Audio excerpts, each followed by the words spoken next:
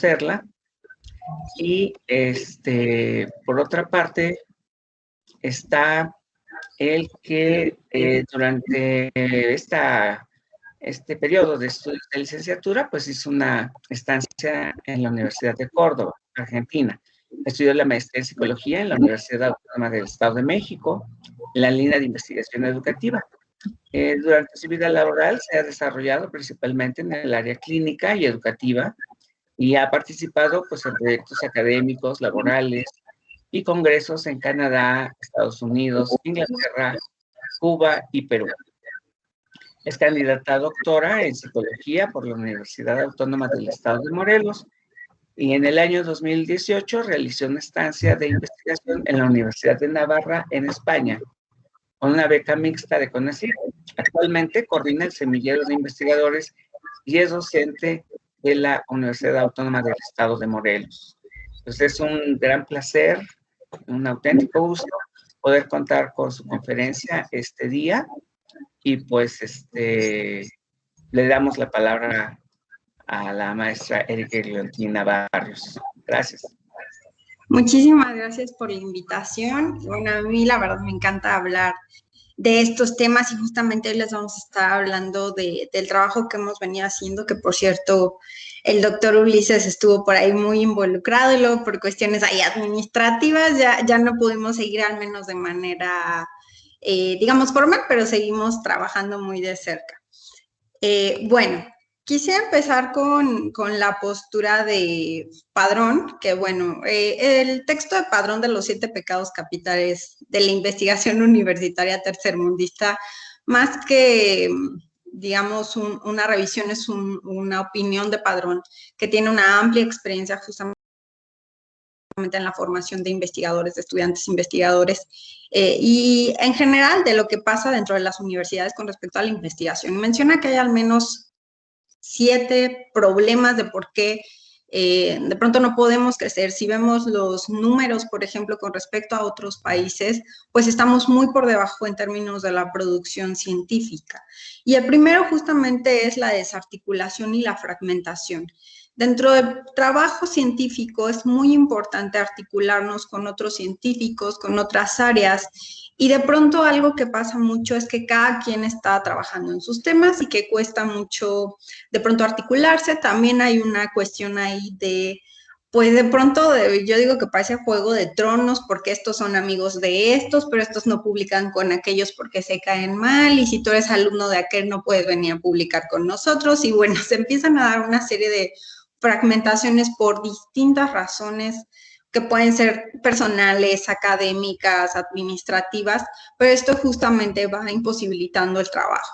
El segundo es el individualismo, y bueno, estamos en un sistema académico que pues promueve mucho la competencia, y justamente pues surge mucho el individualismo de pues yo me quiero ganar el recurso, o a lo mejor yo quiero ser SNI o subir en el SNI, y entonces se empieza a convertir en una competencia que pues en la mejor de las suertes te hace esforzarte más, pero cuando no, pues también nos encontramos igual con cuestiones en la academia que la competencia hace que no sea tan leal, por decirlo de alguna manera. Pero esto promueve mucho justamente pues el individualismo, que sea yo viendo por mis proyectos, por mi producción, y esto va a impactar al final en otras cosas, ¿no? Como investigadores también, en qué tanto tiempo le puedo estar dedicando a otras cosas, a otras personas, a otros proyectos.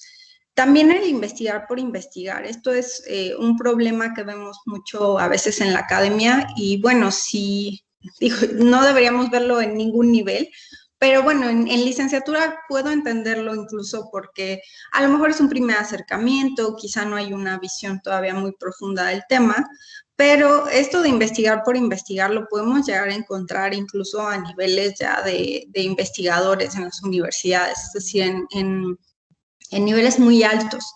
¿Por qué? Porque un poco relacionado con el punto anterior, pues lo que necesitamos son cumplir ciertos puntos de productividad. Y entonces ya solo hago una cuestión de producir y producir y producir datos, pero esos datos al final no van a ninguna parte, no tienen ninguna finalidad más que ir sumando y engordando el currículum, pero no van a tener ningún impacto.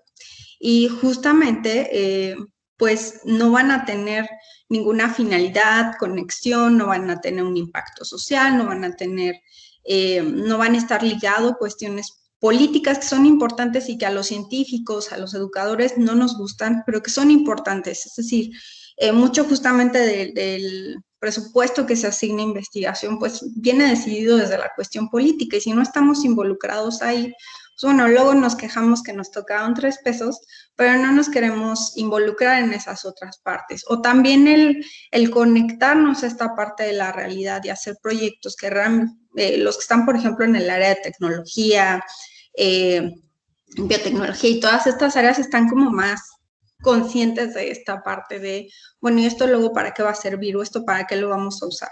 Pero yo creo que los que estamos en esta parte más como de las áreas sociales, pues a veces adolecemos un poco de eso y pues hacemos esta cuestión de investigar por investigar sin realmente tener un propósito para esos datos o para esa investigación.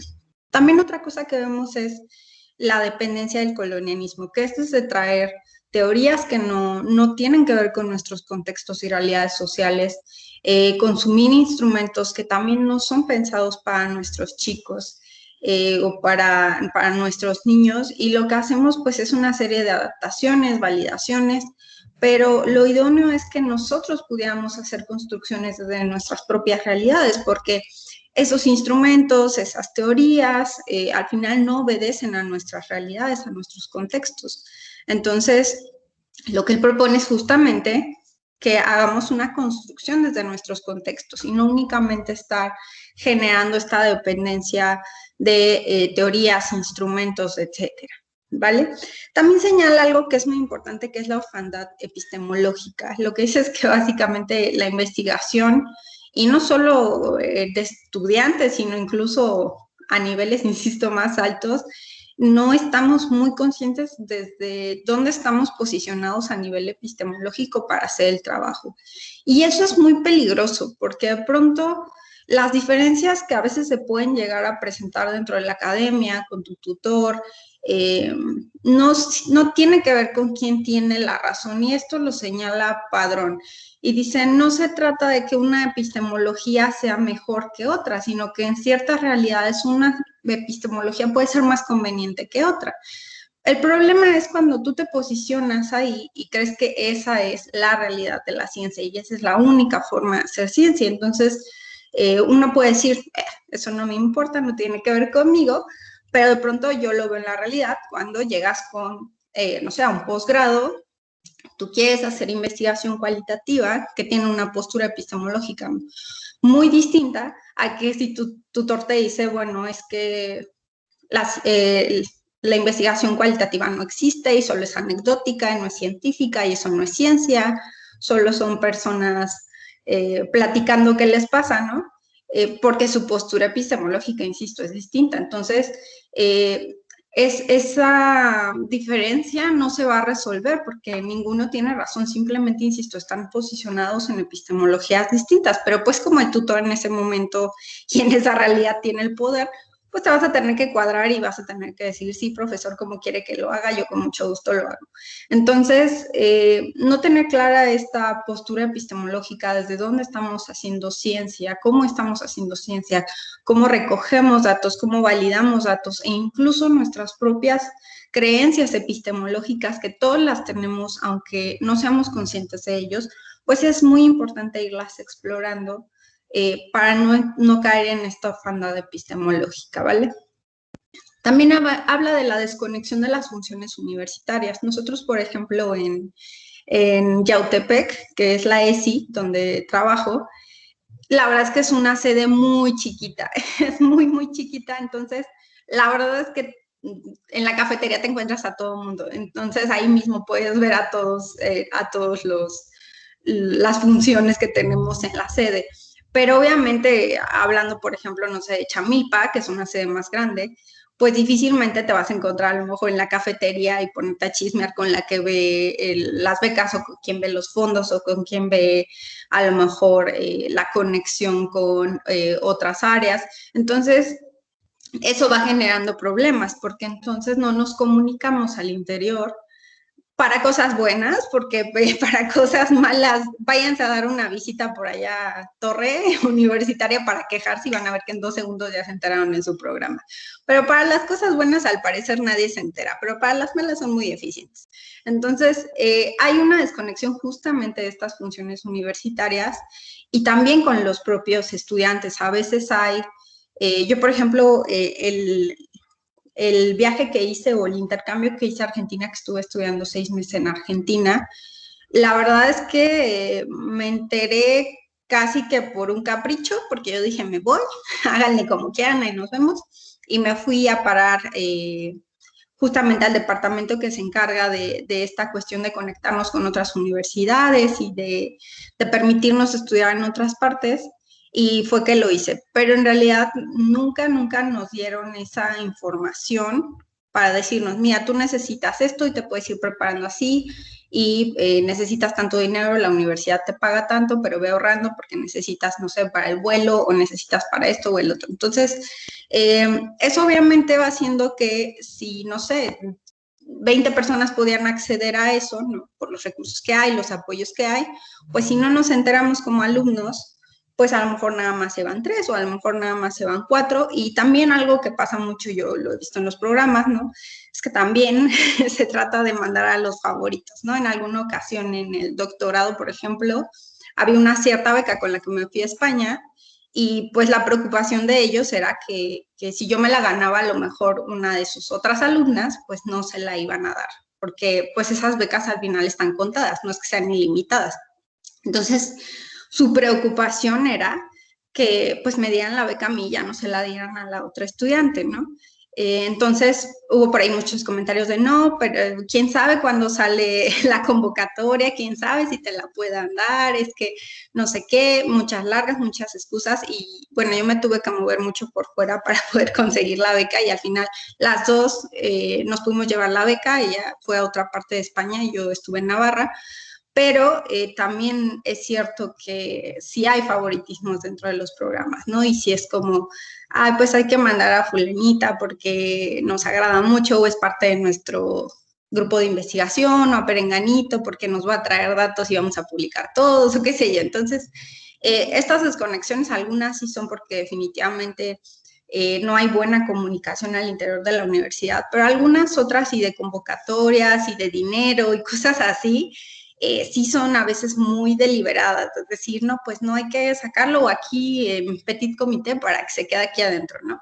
Y lo cual me parece bastante triste, ¿no? Pero, pues bueno, uno también si se pone las pilas y anda ahí encima de ellos, también puede conseguir algo, pero no tendrá que ser así, tendrán que ser una comunicación más abierta para que pues todos pudiéramos acceder a ese tipo de cosas y de información. También finalmente pues el dominio de la burocracia.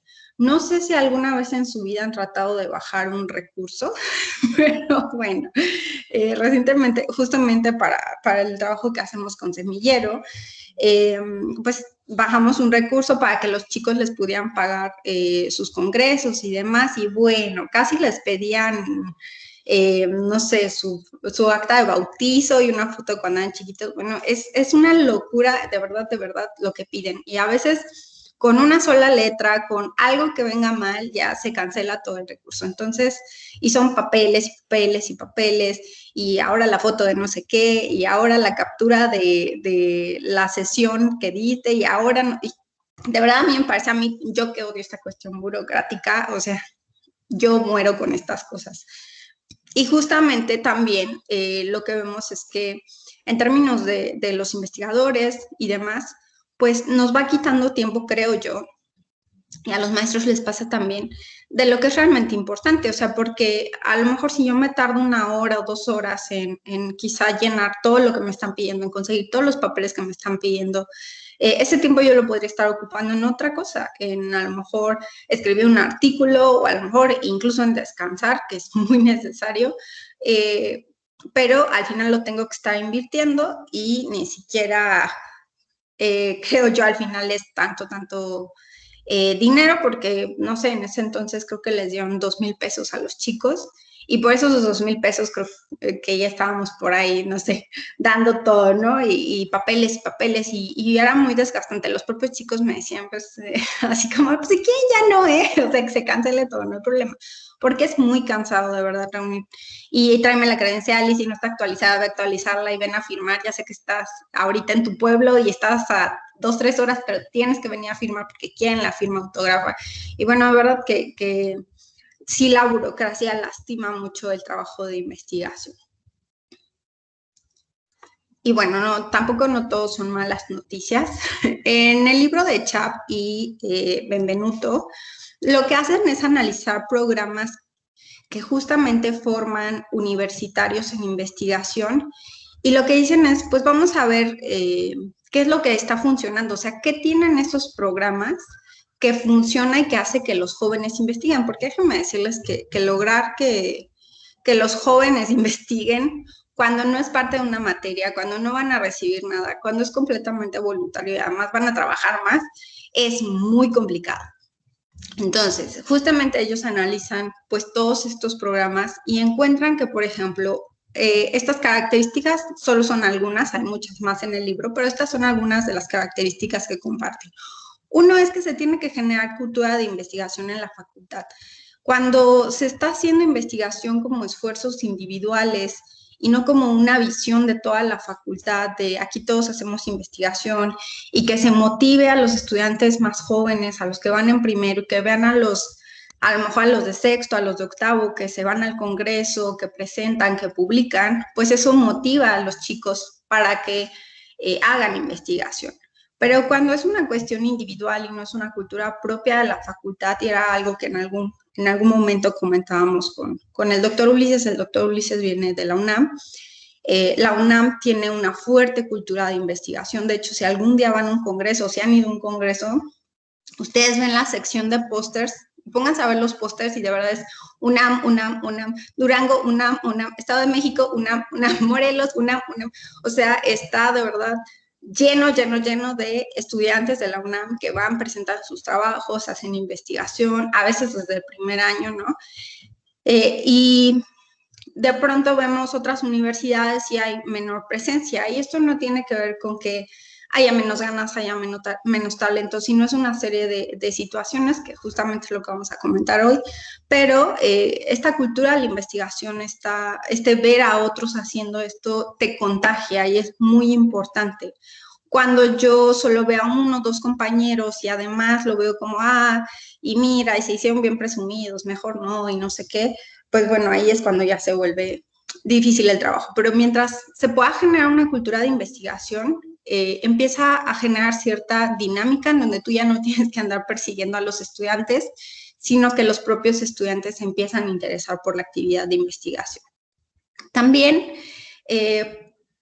no es difícil, lo que mencionan es que no es difícil generar programas para formación de investigadores, sino lo difícil es mantenerlos. O sea, por ejemplo, dentro de la UAM se han generado varios semilleros y al día de hoy pues son pocos los que se mantienen y muchos de ellos ya desaparecieron.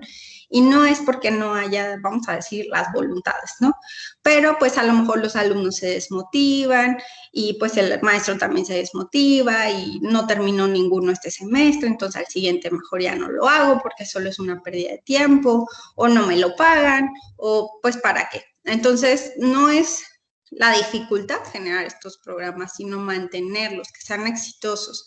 Y siempre al principio es algo que porque eso ya lo hemos hecho bastantes años, primero institucionalmente y luego ya como un semillero independiente, pero al principio es normal. Yo les contaba que en Fray Luca, que yo coordinaba la carrera de psicología, al primer congreso que nos fuimos éramos 4 estudiantes nada más, o sea, y yo les decía a todo el mundo, y vamos, y no sé qué, y y bueno, al final solo 4 fueron y eran 2 proyectos de 2 personas, ¿no? Lo cual es, pues, relativamente pequeño tomando en cuenta toda la cantidad de estudiantes que teníamos. O sea, para mí que participaban 4 estudiantes, pues estuvo bonito, ¿no? Porque así fue como arrancó todo esto, pero me parecía triste porque yo invitaba gente y nadie me pelaba, ¿no? Y bueno, así seguimos por años, al siguiente a lo mejor ya fueron 8, al siguiente a lo mejor ya fueron 12. Para cuando yo terminé ahí, porque yo renuncié y me fui a España a hacer la estancia de investigación, pero el último semestre que yo estuve ahí, que fue algo así como nuestro viaje de despedida, yo me llevé un autobús completo de estudiantes que llevaban todos proyectos, porque además era una condición. Yo no me los llevaba al congreso si era nada más para pasear, digamos, sino que tenían que llevar proyecto de investigación. Entonces, ese autobús iba lleno de chicos que todos tenían proyecto de investigación. Eso sí, ya saben, es cosa de los congresos, de repente nada más presentaban y luego se me desaparecían, pero bueno, al menos ya habían presentado, ¿no? Y ya me quedaba tranquila. Pero pasar de 4 a llenar un autobús, la verdad es que sí, para mí fue uno de los grandes logros. Lo que sí les comento es que cuando empiezas a tener también este tipo de logros, uno pensaría que a lo mejor te va a apoyar la institución, que a lo mejor vas a obtener el apoyo o que te van a voltear a ver o que te van a apoyar, qué sé yo. Uno tiene muchas fantasías al respecto, pero en mi caso, mi experiencia al menos es que la institución empezó de pronto a pensar que yo me estaba haciendo rica organizando los congresos, que por qué lo hacía, que yo que ganaba. Los compañeros también se empezaron a poner muy celosos, luego no querían dejar ir a los alumnos a los congresos. Y entonces, de hecho, es justamente una de las razones por las que yo decido renunciar e irme a la estancia, porque el ambiente ya era muy pesado, o sea, todo el tiempo eran ataques al proyecto y que por qué lo haces y que si te estás haciendo rica y que tal, tal, tal, tal, tal. Entonces, tanto de la institución, mis jefes, algunos compañeros, no todos por suerte, había compañeros que apoyaban porque además es algo que no hice sola, quiero aclarar. O sea, había todo un equipo que me estuvo ahí apoyando y con el que pudimos sacar todo ese trabajo, porque bueno, yo sola no podría haber hecho todo eso. Entonces, pues sí llegó un momento que me cansó y dije, pues yo necesito un descanso de esto y moverme a otra parte. Entonces fue que tomé esa decisión, pero no es de pronto también tan rosa como podemos llegar a pensar la situación de, lo voy a hacer y entonces todo el mundo me va a apoyar, no necesariamente. Entonces, yo creo que hasta la fecha piensan que me volví rica en la freluca y no es así, déjenme decirles. Para quien ha organizado este tipo de eventos o quien organiza este tipo de eventos, de verdad no en específico, pero sí en otros, a veces terminas poniendo hasta de tu bolsa, porque haces planeaciones o haces cotizaciones con todos los que te dicen que van a ir, ¿no? Y al rato es, maestro, ya no puedo, maestro, es que no sé qué, y entonces a veces incluso terminas poniendo de tu bolsa. Entonces, no es cierto que alguien se hace rico de eso, te los prometo. También el financiamiento y apoyo económico, justamente en esa institución, entramos al concurso de jóvenes investigadores que antes organizaba el gobierno del estado y por alguna razón dejaron de hacerlo. Pero bueno, cuando todavía se hacía, de hecho, en la última edición que hicieron, pues participamos con mis chicos y nos aprobaron, me parece que 3 o 4 proyectos.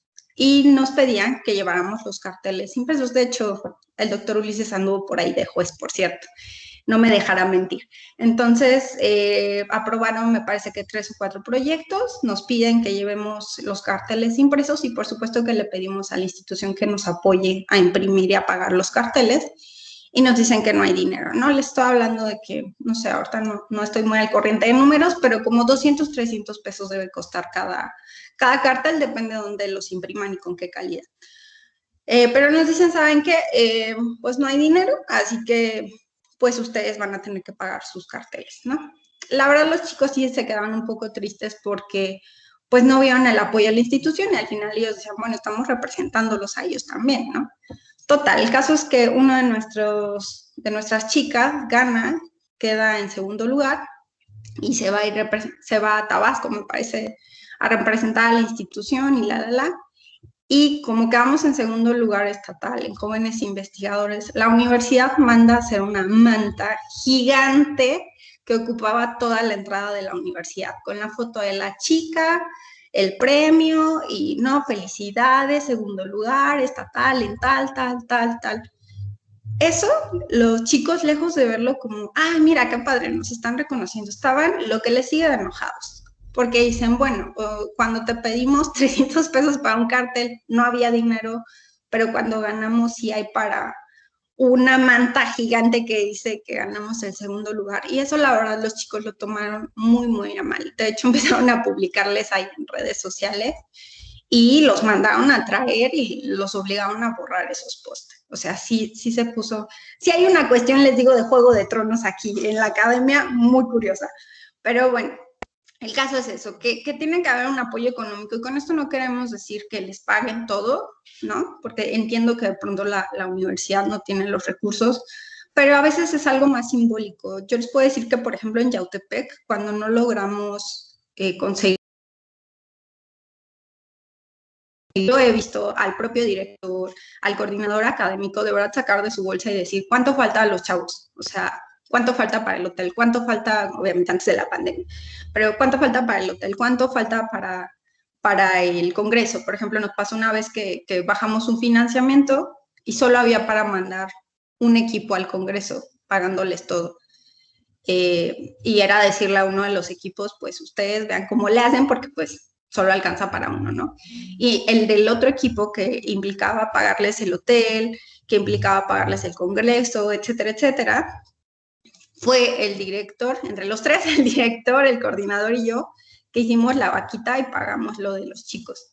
Entonces, ¿y por qué lo hacemos? Porque estamos viendo el esfuerzo y porque sabemos que específicamente donde estamos en Yautepec es una condición diferente. No es lo mismo las posibilidades de nuestros alumnos a lo mejor de Chamilpa, que algunos de mis alumnos de Chamilpa incluso llegan en su coche y se mueven y cuánto es y pagan, no todos, pero en Yautepec y en las sedes que son foráneas, justamente surgen para darle la posibilidad a muchos chicos que no tenían las condiciones económicas para estudiar. Entonces, muchos de ellos, no todos, pero sí muchos de ellos están en condiciones económicas que justamente cuando llegan a un congreso, cuando llegan a este tipo de eventos, pues los desmotiva mucho saber que van a tener que pagar 2,000, 3,000, 4,000, 5,000, ¿no?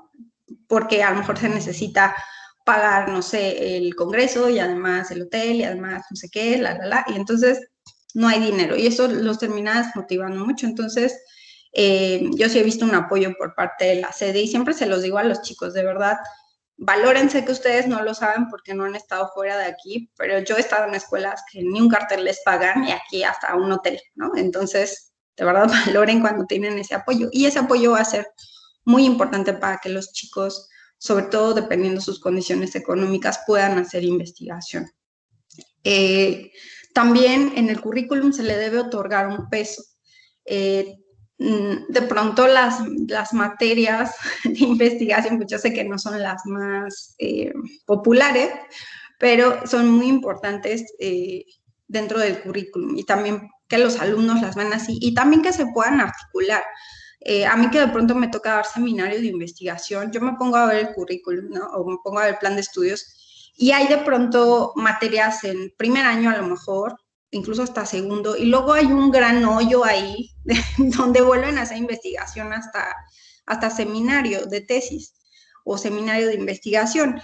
Y en esa brecha, en ese agujero donde ya no volvimos a retomar cuestiones metodológicas, estadísticas y demás, pues se olvida, porque en 1 o 2 años que no ves ninguna materia de metodología, de estadística, de diseño, etcétera, pues se pierde justamente esta sinergia que pueden crear los estudiantes con las materias para hacer investigación.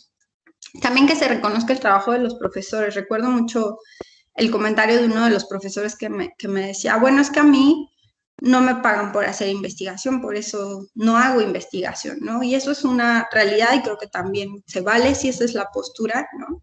Efectivamente, a los que somos profesores de materia, no así a lo mejor a los que son obviamente investigadores, pero, o profesores investigadores, pero a los profesores de materia, pues eso es extra y es tu tiempo y es tu dinero, ¿no? Entonces, pues que sí haya un reconocimiento a los profesores, porque al final sí es trabajo extra y sí es chamba y muchas veces es por amor al arte. Y entonces, darle un lugar a la investigación en los programas, en las universidades, también sería reconocer el trabajo de los profesores y en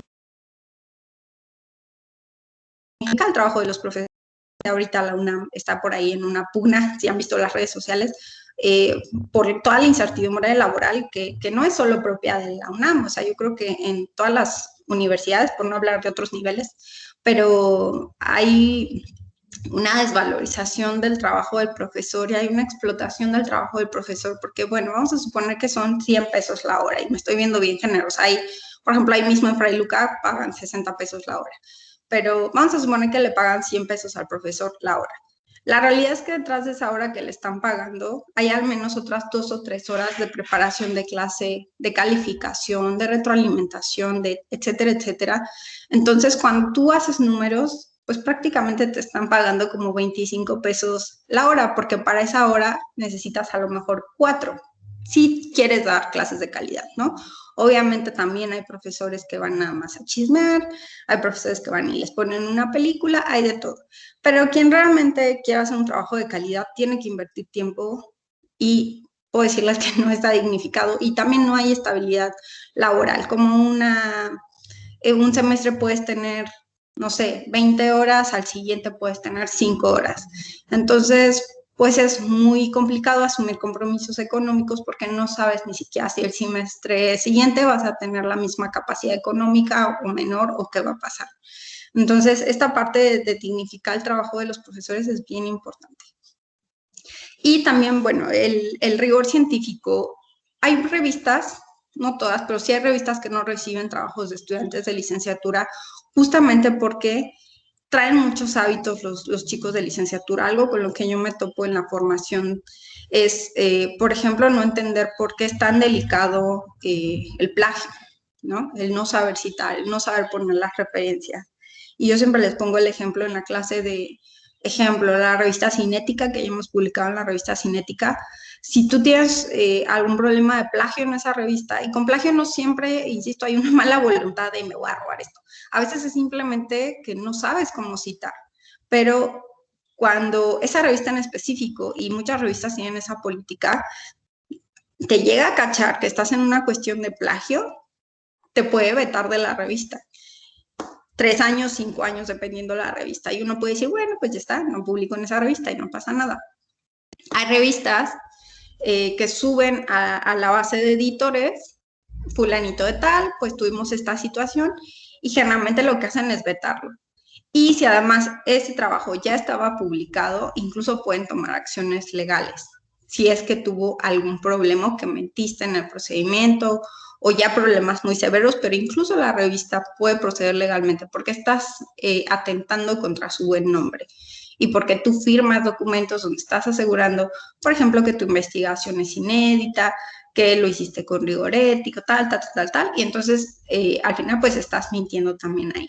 Entonces sí es algo delicado y tenemos que entender que no porque sea, yo siempre les digo, aquí están jugando con grandes, ¿no? O sea, no va a haber un trato especial porque seas alumno de licenciatura, ni nadie va a decir, ay, pobrecito, va empezando. Nadie, es que a nadie le interesa, de verdad. Y este rigor científico, y en ese sentido sí la academia es muy dura, ¿no? Y aparte mis alumnos, siempre les digo, quieren algún trato especial, como de, ay, o sea, ser comprensivo, porque a veces mis alumnos dicen, no, es que los maestros tienen que ser comprensivos. Sí, ser comprensivo no es ser permisivo. O sea, entiendo, te la estás pasando fatal, pero igual tienes que seguir funcionando. ¿Por qué? Porque quien va contigo asume que tú sabes. Y entonces, yo creo que a nivel de licenciatura, cuando no tienes seriedad en tu formación, ya se convierte en negligencia. Porque por supuesto que la señora que te lleva a su hijo asume que tú sabes lo que estás haciendo y te está pagando para eso. La señora no sabe que ese semestre, pues tú estabas deprimido por la pandemia y no te conectaste a ninguna maldita clase, ¿no? Entonces, el rigor científico también habla de que nos tomemos con seriedad para que otros nos puedan tomar con seriedad. Y ese es uno de los problemas, no en todos los chicos de licenciatura, pero sí en varios, que yo siempre les digo, creo que nadie les ha avisado que ya se acabó la prepa, porque sigue una mentalidad de chicos de preparatoria que toman clases, que hacen las tareas para el profesor y en realidad es una dinámica completamente diferente. Y bueno, finalmente que los estudiantes deben ser dueños de sus investigaciones. Con esto se refiere desde que ellos elijan el tema, porque a veces los colocamos en una investigación, les digo yo que parecen un palumpas de investigadores, porque nada más hacen lo que el investigador les dice, ¿no? Y por otra parte, a veces los datos los usa el investigador, publica y los chicos jamás pueden sacar productos de esos mismos datos que ellos están sacando. Entonces, es importante que los chicos puedan ser dueños de sus investigaciones. Y si eso implica que a lo mejor solo puedan al principio publicar en congresos, porque ciertas revistas no les permiten publicar, pues no pasa nada, también se puede publicar en congresos y los extensos de congreso, de hecho, justamente ustedes que están preparando por ahí un congreso, las memorias del congreso se van a publicar en revista y tienen un gran valor, ¿vale? Entonces, pues bueno, les comparto un poco lo que hice o esto que les estoy compartiendo, parte de mi tesis de doctorado. La tesis de doctorado tiene un diseño que combina los métodos mixtos con la investigación-acción. Es una propuesta de la doctora Ivankova y lo que hicimos fue una adaptación para poder utilizar este modelo con estudiantes universitarios, ¿vale? El modelo consiste en 6 fases. En esta primera fase, pues, es el diagnóstico, entender sobre todo qué es lo que necesitábamos para la fase de exploración. Estábamos enfocados en lo que es la formación de competencias investigativas. En la exploración, pues recolectamos, en el diagnóstico hicimos lo que es el diseño de los instrumentos de investigación. En la exploración utilizamos esos instrumentos para recolectar los datos. Después en la planeación, pues justamente con esos datos de la exploración diseñamos un programa para la intervención. La intervención, pues bueno, estuvimos trabajando 20 sesiones que ya por ahí les mostré un poco más adelante, pero es lo que sustenta el semillero de investigadores, que es un proyecto que a pesar de que, bueno, pues ya terminé el doctorado, ya nada más me falta en junio defender la tesis, pues continúa ahí. Yo es que hacer, por ejemplo, la mención de que cada proyecto de doctorado nos cuesta alrededor de 600,000 pesos. Y digo nos cuesta porque las becas que nosotros obtenemos vienen de pues los impuestos que paga la gente, es decir, es el pueblo quien nos está pagando nuestros estudios. Y nos están dando, y digo alrededor de 600,000 porque, digo, les comento que cada año va subiendo la beca porque está en UMAS. Entonces, pues los que estaban a 5 años tenían a lo mejor menos que nosotros, pero los que están dentro de 5 años van a ganar más que nosotros. Entonces, estamos hablando de más de 600,000 pesos en beca. Y de pronto yo tenía compañeros, y es algo que a mí me brinca un ojo, pero tienes un proyecto de 600,000 pesos que desarrollas durante 4 años y después desaparece y se muere. Si yo gasto 600,000 pesos en un proyecto, yo pensando en términos un poco más empresariales, pues tendría que ser algo que tenga una utilidad, que tenga un impacto y sobre todo que tenga una permanencia, que pueda sostenerse el proyecto, que pueda quedar ahí algo que otros puedan utilizar. Y el problema es que muchos de esos proyectos, que a mí estoy muy interesada por ahí, llámame con así, van a hacer un seguimiento de qué pasa con esos proyectos, porque les estamos invirtiendo un montón de lana a esos proyectos y son proyectos que terminando el doctorado muchos de estos estudiantes nunca vuelven a tocar esos proyectos y a veces ni siquiera vuelven a tocar esos temas. Y sí, también es cierto que hay personas que entran a un posgrado por la beca nada más. No hay un interés real por investigar, sino únicamente, pues, los siguientes 2 años o 4 años, pues, no me tengo que estar preocupando, pues, porque voy a tener ahí mi beca segura, ¿no? Sí, también hay esos casos. Hay muchos filtros para tratar de que no lleguen, pero, pues, siempre llega alguno. Pero sí, los filtros también, en ese sentido, pues, son bastante pesados para entrar a un posgrado, para tratar de evitar este tipo de situaciones. Y una vez que tuvimos la intervención, pues evaluamos si realmente había una modificación en las competencias investigativas y para el monitoreo, durante esta intervención se desarrollaba un proyecto de investigación y el monitoreo fue justamente que estas investigaciones que desarrollaban los estudiantes se presentaban en un congreso para que pudieran ser validadas por una cuestión externa, para que pudieran ajustarse a una cuestión externa y no ser nosotros diciendo, no, miren, sí está fabuloso el proyecto, sino pues bueno, que puedan tener una validación externa. Entonces, lo que vamos a ver en esta sesión es justamente esta segunda fase, que es la fase de exploración, es decir, los datos que les voy a presentar el día de hoy surgen de ahí, de la fase de exploración.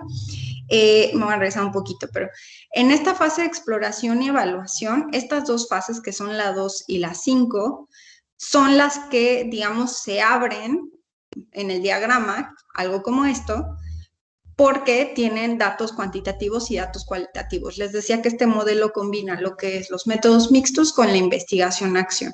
Entonces, en esas dos fases se abre para recolectar estos dos datos, ¿vale? Entonces, teníamos por una parte en la fase de exploración cuestionarios de habilidades y de actitudes, de percepción de habilidades y de actitudes, y en la parte cualitativa, pues aplicamos grupos focales, ¿vale? Entonces, ¿qué es lo que encontramos?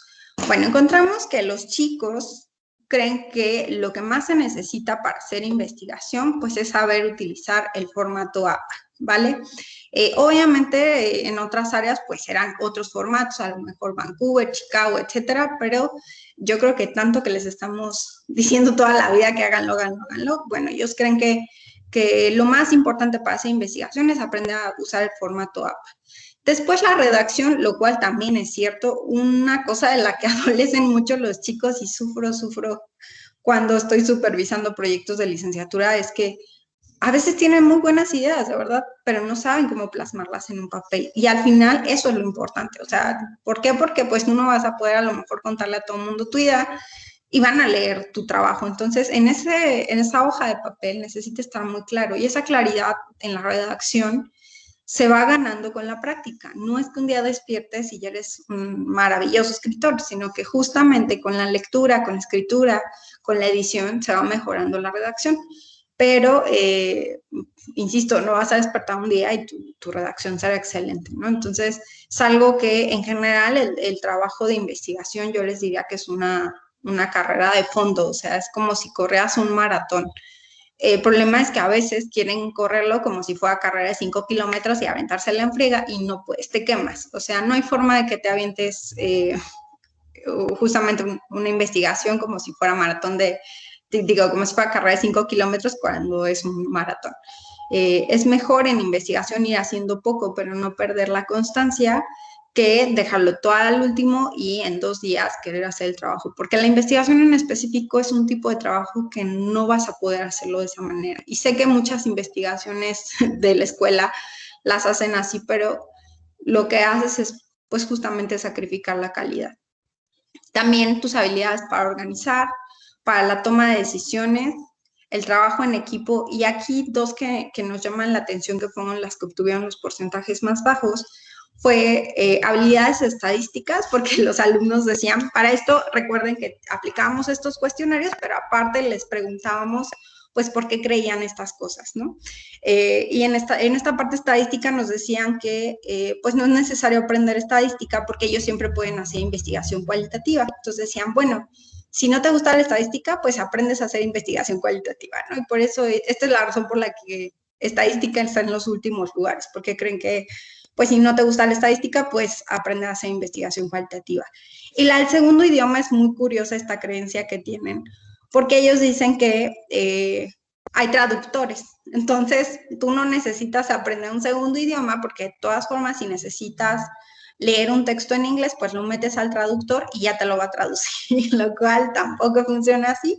Pero bueno, esa es una de las creencias que tienen. Y de hecho, pues si están en licenciatura, justamente una de los requisitos para entrar a un posgrado es el manejo y la lectura de textos en inglés. Igual si quieren ir a una beca al extranjero, yo en alguna ocasión para la maestría, yo España la traigo atravesada desde la licenciatura. O sea, desde la licenciatura yo estoy con el sueño o estaba con el sueño de irme a España. Y en la licenciatura, pues, sobre todo por cuestiones económicas, no me fue viable y por eso me terminé yendo a Argentina, pero el plan en aquel entonces era España, pero para mí era muy caro y no era algo que sin una beca yo me pudiera costear.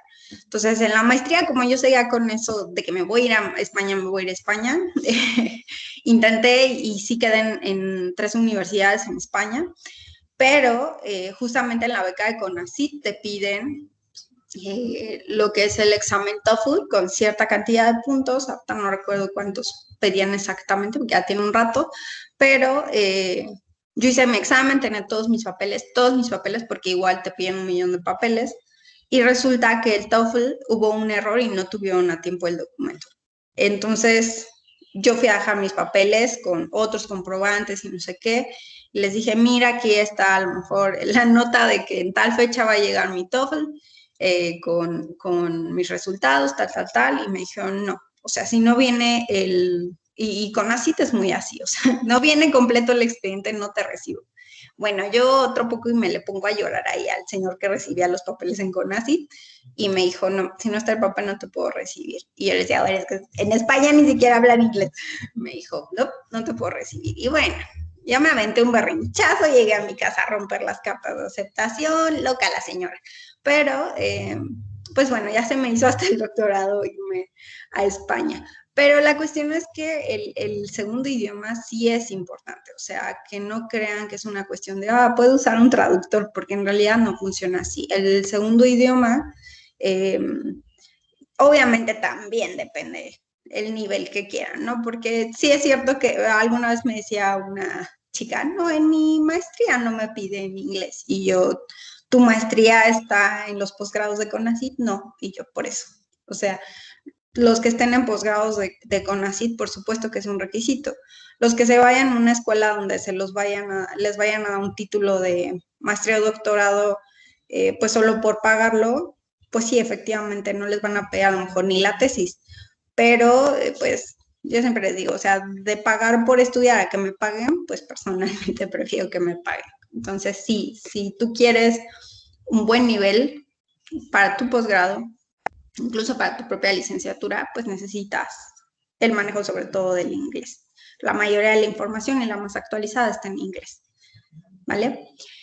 Luego, dentro de los obstáculos de la investigación, identifican lo que es la falta de conocimientos, es decir, no saben cómo ordenar de pronto una investigación, cómo hacer una investigación. La otra es la falta de tiempo y específicamente aquí, en el contexto que lo hicimos, obviamente si ustedes aplican esto puede que obtengan otros resultados porque al final son contextos.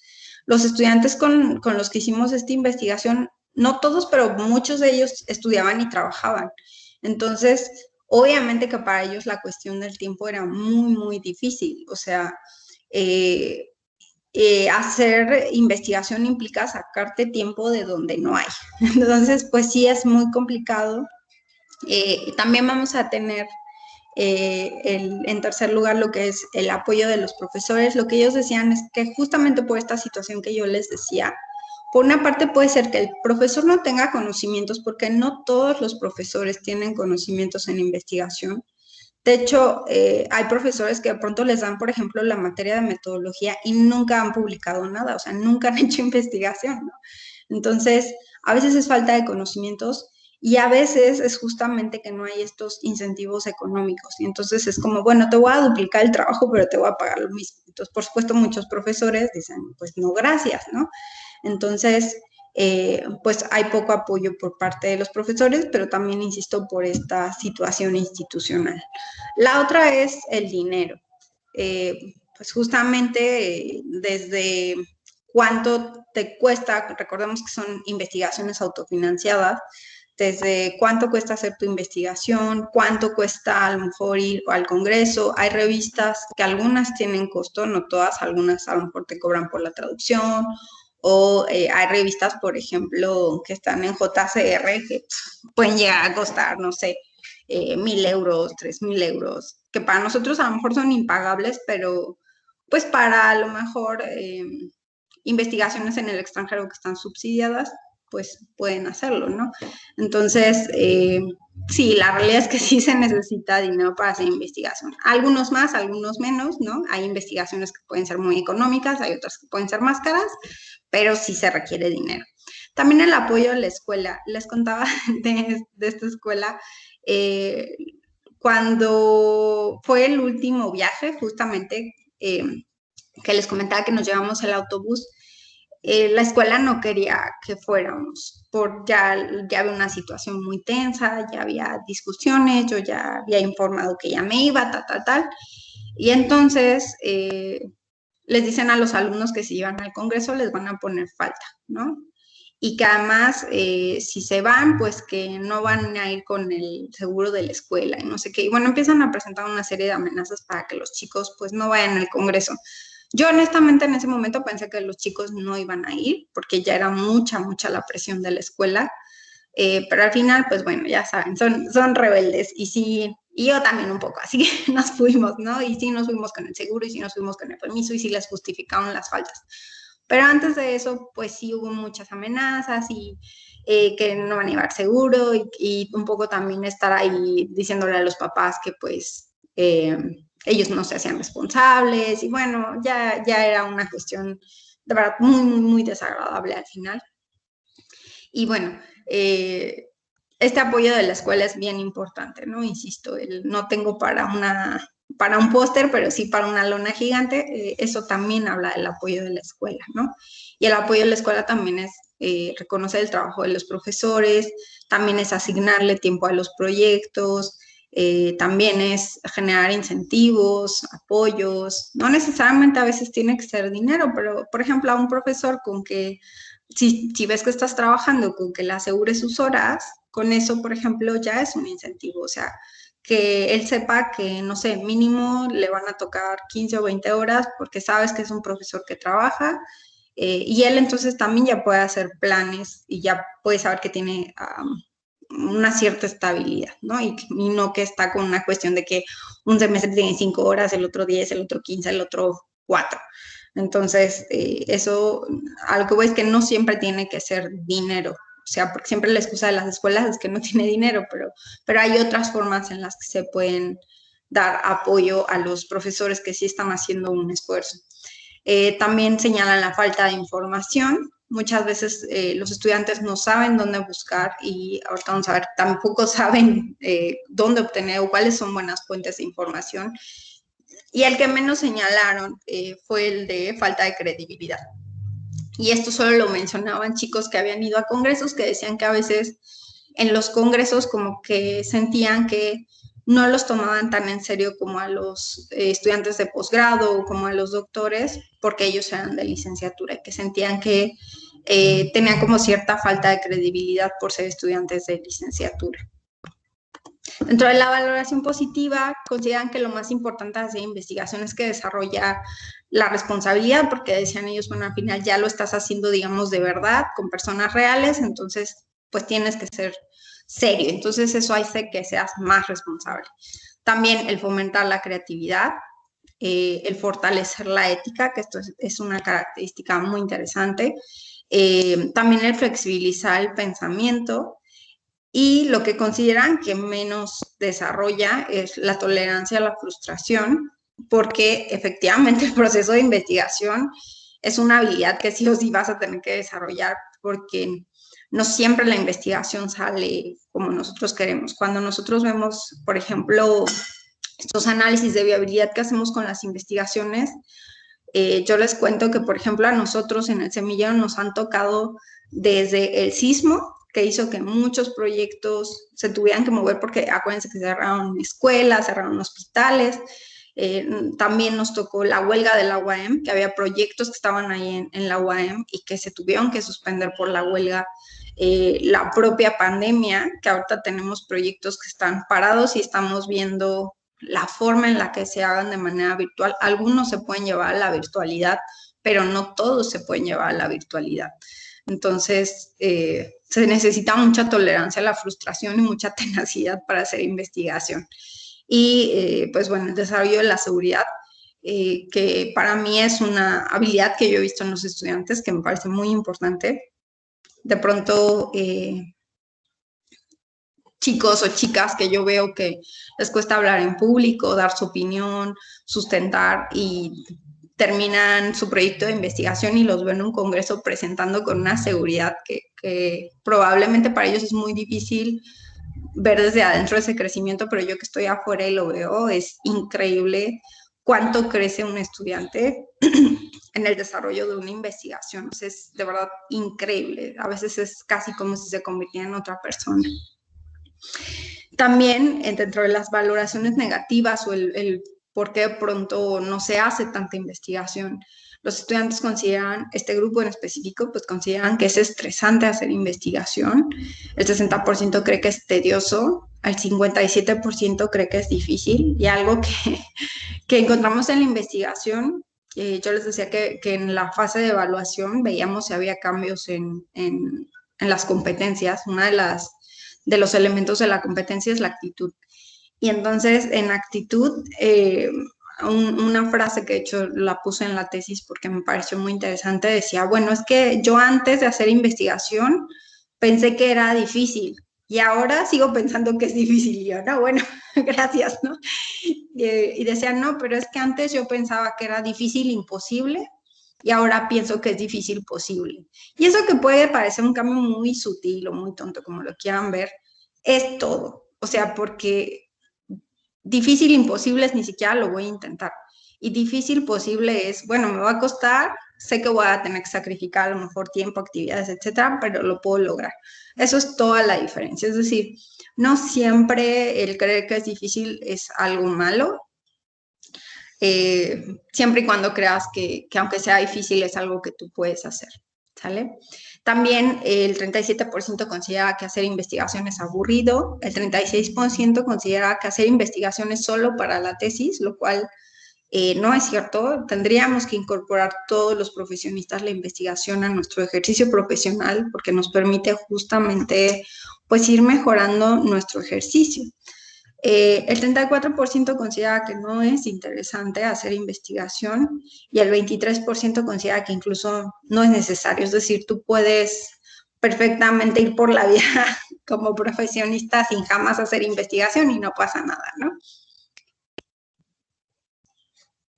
Y bueno, lo que encontramos con esto, lo que les decía es que les aplicábamos los cuestionarios y luego les preguntábamos con respecto a estos cuestionarios, ¿no? Es decir, cuando tenemos investigación convergente dentro de los métodos mixtos, debemos tratar de que tengan las mismas dimensiones para poder justamente comparar datos cuantitativos con datos cualitativos, si no está imposible.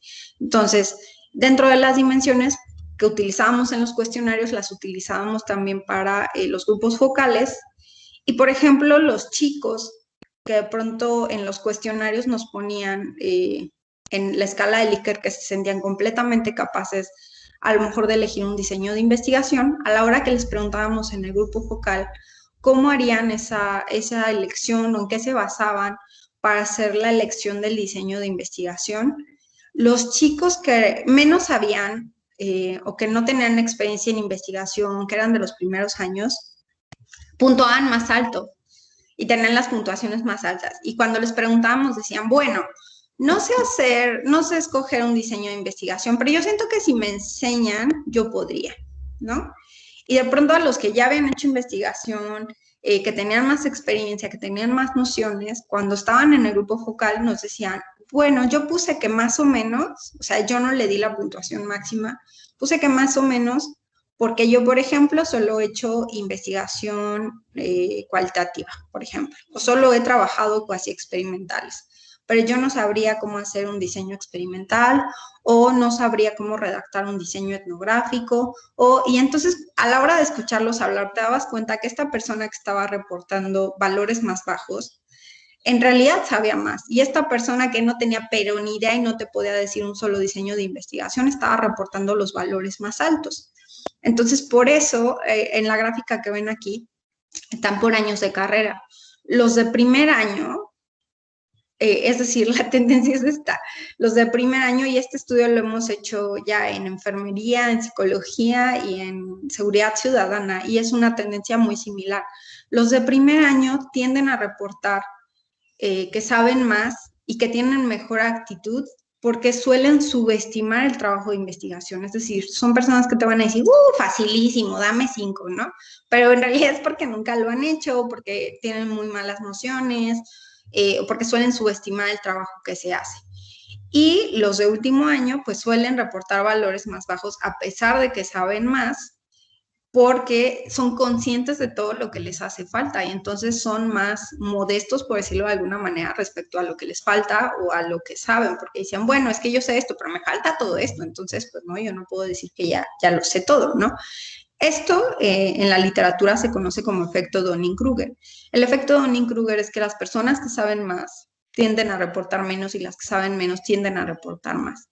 Entonces, Lo que nosotros propusimos dentro de la investigación es que se agregaran instrumentos de ejecución, es decir, no solo que tú me digas que te sientes capaz de a lo mejor interpretar una prueba psicométrica, paramétrica o una prueba estadística, sino que además me demuestres que puedes hacerlo. Es decir, ahí está a lo mejor una tabla de una TED Student o de una U de Matt Whitney o de lo que quieras, y dime cómo se interpreta esa tabla. Entonces, lo que hicimos para la siguiente fase, para la de evaluación, es agregar un tercer instrumento de ejecución donde ellos tenían que realmente pues demostrar lo que sabían y no solamente autorreportes, que creo que es uno de los errores actualmente que tenemos, y es que abusamos de los autorreportes. Y el problema en ciertas variables es que no son fuentes confiables, porque obviamente, pues por supuesto que el participante te va a decir que es fabuloso, ¿no? Pero necesitamos otro tipo de mediciones. Entonces, esto también es como una enseñanza de que necesitamos más instrumentos de ejecución donde se puede evaluar realmente pues la ejecución real, las habilidades reales, los conocimientos reales de los participantes por este efecto. Con respecto a las creencias, por ejemplo, una de las creencias que detectamos, y todas estas que vamos a poner, estas citas, son de alumnos, y esto es lo interesante, que ya han hecho investigación, es decir, no son de chicos que nunca han hecho investigación, sino específicamente son de alumnos que ya han hecho investigación y que incluso han presentado en un congreso y todo bien. Entonces, uno es que toda fuente de información tiene el mismo nivel de aceptación. Algo que les pasa mucho a los estudiantes es que les cuesta mucho diferenciar qué es una fuente de investigación aceptable o confiable. Y en la cita ponen, una fuente de información puede ser Google. Igual considero que podría ser un video, siempre y cuando el video esté sustentado por una página confiable. Por la persona que lo hace vamos a notar cuando la persona dice su nombre y dice en dónde se está basando, en los libros y algunas revistas científicas. Entonces, esta generación es la generación que se está educando con YouTube, entonces, y yo lo he visto con mis estudiantes, ¿no? No quieren leer, prefieren un video, prefieren un documental, prefieren algo que les sea más sencillo de digerir la información, pero eso al final hace que no puedan profundizar por una parte en esos conocimientos y que, pues lo que nos ha pasado en la pandemia y lo hemos venido viendo, o sea, fulanito de tal dijo en un video, y eso que fulanito de tal dijo en un video, por ejemplo, de tomen cloro todos, o sea, tiene el mismo valor que un artículo que fue publicado en una revista indexada, que pasó por un montón de criterios científicos para publicarse y tiene el mismo valor que fulanito de tal en un video de YouTube que estudió 5 minutos otros videos de otras personas, ¿no? O con el argumento de a mi vecina le funcionó. Y eso de mi vecina le funcionó tiene el mismo valor y el mismo peso que, insisto, el estudio de millones en un laboratorio. Entonces, este es un problema no solo de nuestros estudiantes, sino de esta generación, ¿no? De este momento histórico que nos está tocando, en donde pues sí tenemos un montón de información y un montón de acceso a la información, pero también tenemos una sobreproducción de datos que no son correctos, que no están basados en fuentes científicas, y eso también es bien peligroso. Otra cosa que creen con respecto a las hipótesis es que una hipótesis se hace porque eso nunca se había investigado. Es decir, si algo nunca se ha investigado, necesita una hipótesis. Pero si ya se ha investigado, pues no necesitas una hipótesis, lo cual es incorrecto, obviamente. Y la otra es que la hipótesis nula implica que tu investigación no sirvió. Es decir, si no se aprueba o si no se acepta tu hipótesis de trabajo, quiere decir que tu investigación no sirve, lo cual tampoco es cierto. Acuérdense que cuando hablamos de la hipótesis nula, simplemente quiere decir que en ese contexto se está presentando una relación de variables o las variables se están manifestando de una manera diferente. Pero eso no quiere decir que tu investigación no sirva o que esté mal hecha, simplemente quiere decir que ahí hay otra realidad y que vas a tener que explicar por qué no se cumplió tu hipótesis de trabajo. Y dice, creo que la hipótesis nula es cuando estás haciendo una investigación y pues creías que era de una manera, pero no es. Si sale nula tu hipótesis, creo que quiere decir que no sirve esa investigación. También otra creencia es que un muestreo amplio es lo que nos va a asegurar la confiabilidad del estudio. En realidad, la validez y la confiabilidad son temas muy complejos por todas las implicaciones y las consideraciones, tanto internas como externas de la investigación. y no se basa simplemente en el tamaño de tu muestra. Dice, al muestreo tengo entendido que eso nos va a ayudar a darle confiabilidad a nuestra investigación. Se supone que mientras más grande sea el muestreo, más confiable va a ser nuestra investigación. Por supuesto que no. Creencia. También creen que la única forma de obtener la validez y confiabilidad de una investigación es de manera cuantitativa, y que además solo las investigaciones cuantitativas son las que tienen que garantizar los valores de validez y confiabilidad. Yo creo que la validez y confiabilidad es algo que se saca con el programa SPSS, pero no lo hemos utilizado de lleno. Y de hecho hay muchos métodos para obtener la validez y la confiabilidad, y no todos necesariamente son métodos estadísticos. ¿Sale? Se puede utilizar cuestionarios de Internet sin verificar sus propiedades psicométricas. Esto es uno de los problemas que tenemos mucho en investigación, y es que hay muchas condiciones para un buen instrumento de investigación. De entrada, que esté validado con tu población. Otra es que creen que le pueden meter mano y no pasa nada. Yo siempre les digo, ustedes no pueden tocar los cuestionarios. En el momento que tú le metes mano a un cuestionario, meterle mano significa ponerle más preguntas, quitarle preguntas, a lo mejor dirigirlo a otra población. Quizá fue utilizado en España, pero no está validado aquí en México. Entonces, cualquiera de esas situaciones no van a servir tus datos, porque no tienes unos instrumentos de recolección de datos adecuados. En Internet hay mucha información. Puedes sacar, por ejemplo, un cuestionario de Internet o cambiarlo para lo que necesitas. Por ejemplo, si es de adultos, hacerlo de adolescentes o así, porque van dirigidos a una edad específica. Y sí he visto, de pronto, yo siempre les paro el carro, pero de pronto así de, encontré esto y lo que voy a hacer es que un pedazo de lo voy a pasar aquí, y hacen sus Frankenstein de cuestionarios, y eso no se puede hacer, chicos, ¿vale? Y bueno, finalmente en la elección de pruebas, consideran que el único factor a tomar en cuenta para la elección de pruebas es el tamaño de la muestra. Me acuerdo que cuando la muestra es muy grande, como 100, usas paramétricas. Si son pocos, no sé, como 50 participantes, entonces usas las no paramétricas. Pero ya, por ejemplo, ¿para qué sirve una T-Student? No sé. Entonces, de hecho, no. Se tienen que tomar en cuenta desde los niveles de medición, el tamaño de la muestra, la distribución de los datos. Entonces, no nos basamos solamente en el tamaño de la muestra, sino que hay que tomar en cuenta muchos otros factores.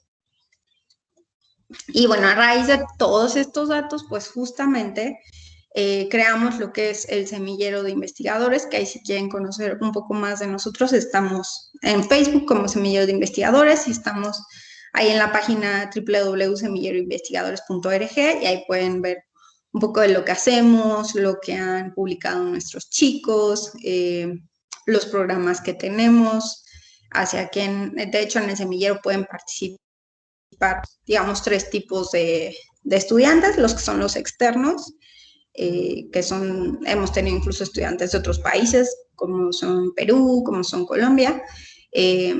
Tenemos los internos, que son estudiantes de la UAM, y tenemos, digamos, la que para nosotros un poco ahorita es como nuestra matriz, que es Yautepec, que es donde nos dieron una adopción, y ellos, por ejemplo, solo cubren el costo de la inscripción del curso. Los externos tienen que cubrir el costo completo del curso, y los que son internos pues solo cubren el costo de la inscripción.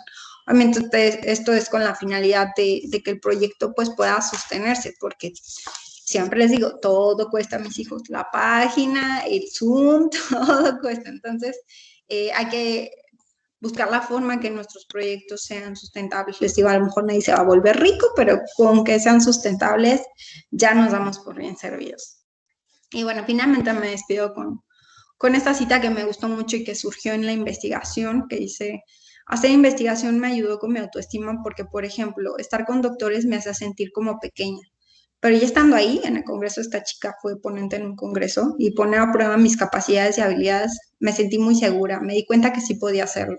Me ayudó mucho a saber lo que quería. Entonces, efectivamente, esta es una chica que llegó con mucho miedo de hablar en público, muy insegura, muy indecisa de tomar decisiones, y salió de verdad, se los prometo que hasta con cambio de look, porque se empoderó, y esta es una forma de saber quién eres, qué puedes hacer, qué quieres hacer, y realmente yo creo que esto es de los cambios que a mí me gusta más de la investigación, independientemente de la cuestión cognitiva y de todo lo que puedes ganar haciendo investigación. Esta es una parte que a mí personalmente me emociona mucho ver el crecimiento personal que tienen mis estudiantes y cómo van cambiando y cómo se van apoderando y cómo se van de pronto apropiando de los temas también.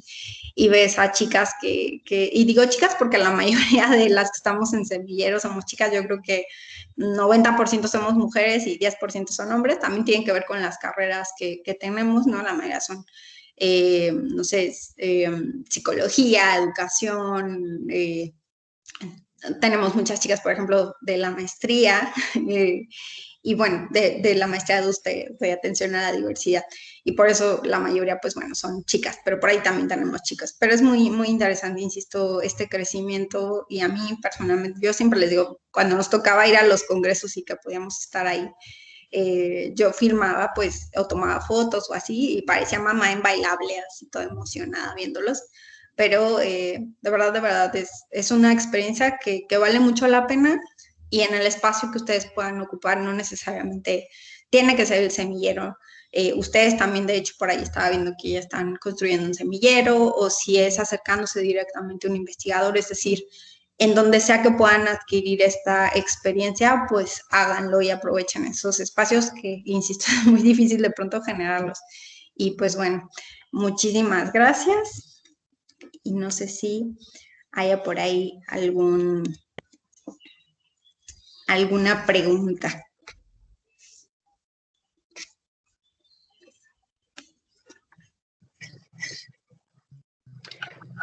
Pues sí, invitados, asistentes, esto es la oportunidad para comunicarse e intercambiar ideas con la maestra Erika. Por favor, aprovechen. ¿Cuál es el proceso para formar parte del semillero? Sacamos las convocatorias cada 6 meses. El primero, digamos, empieza en febrero. Ahorita, por ejemplo, estamos casi a la mitad del curso. Y el segundo grupo es en agosto. Entonces, en la página tanto de Facebook como en la página web sacamos la convocatoria, y ahí les damos como los lineamientos y a veces también los lugares, porque bajamos con grupos pequeños en el semillero. Entonces, por ahí de en julio más o menos va a salir la convocatoria, y ahí van a tener toda la información, tanto en la página web como en la página de Facebook. Gracias. ¿Y hay algún tipo como de graduación? O sea, ¿en qué momento acaba el proceso? ¿O puedo pertenecer al semillero de por vida? No les puse por ahí el temario, pero son dos programas, uno que es el cuantitativo, otro que es el cualitativo. Son de 20 sesiones, y durante las 20 sesiones vamos a estas cuestiones teóricas, además tienen sus asesorías, y vamos desarrollando un proyecto de investigación, y una vez que se acaba, se busca publicar. De hecho, todos los trabajos se publican, ya sea en congreso, en revista, dependiendo las necesidades del estudiante y también sus habilidades. Entonces, acaba en el momento que se publica el trabajo. Muchas gracias. Perdón por el ruido, estaba pasando un camión. Otra duda. Al principio nos hablaba como de las prácticas que no son tan convenientes en la academia.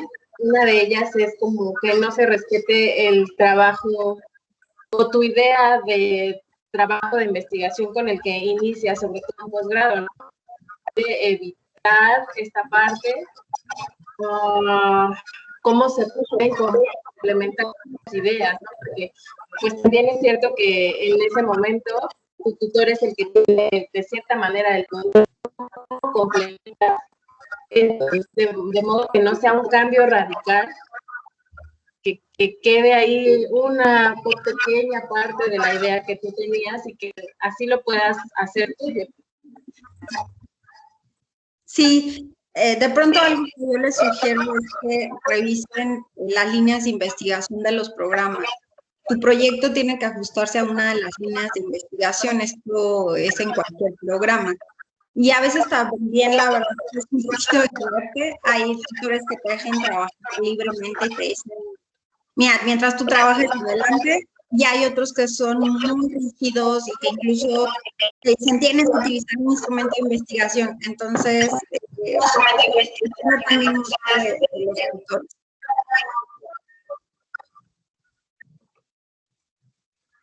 Muchas gracias.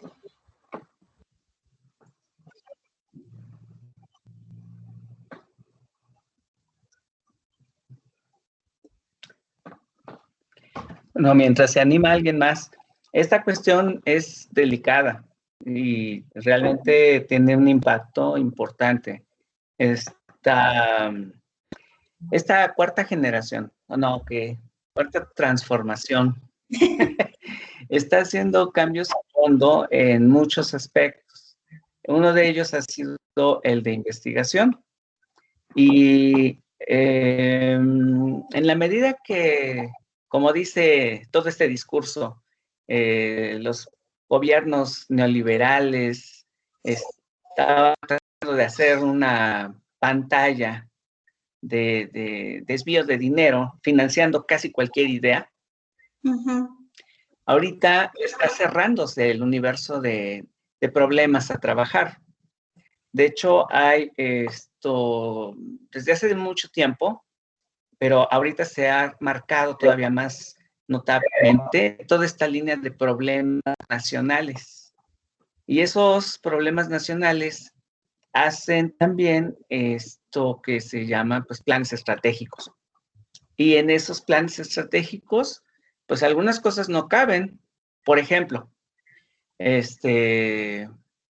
yo puedo tener mucho interés en áreas de la psicología comunitaria, pero si no tiene sentido para lo que es atención a riesgos, como es volcánicos, como es inundaciones, como es contingencias derivadas de sismos, pues no tiene sentido estar gastando en yoga para mamás cuando solo te van a financiar esta cuestión de la atención a poblaciones vulnerables ante riesgos naturales o desabasto de agua.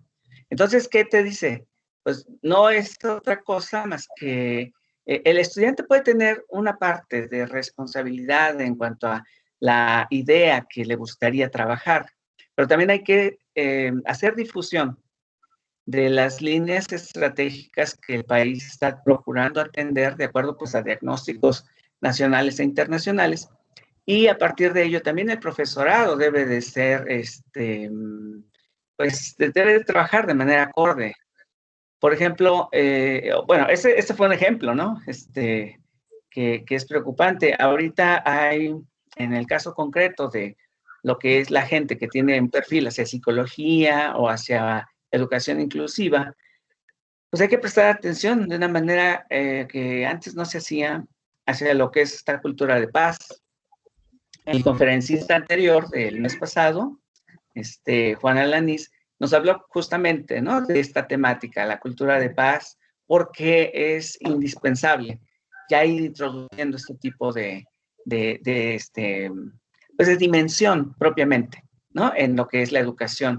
Por otro lado, el tema de inclusión y atención a la diversidad está tomando cada vez mayor fuerza.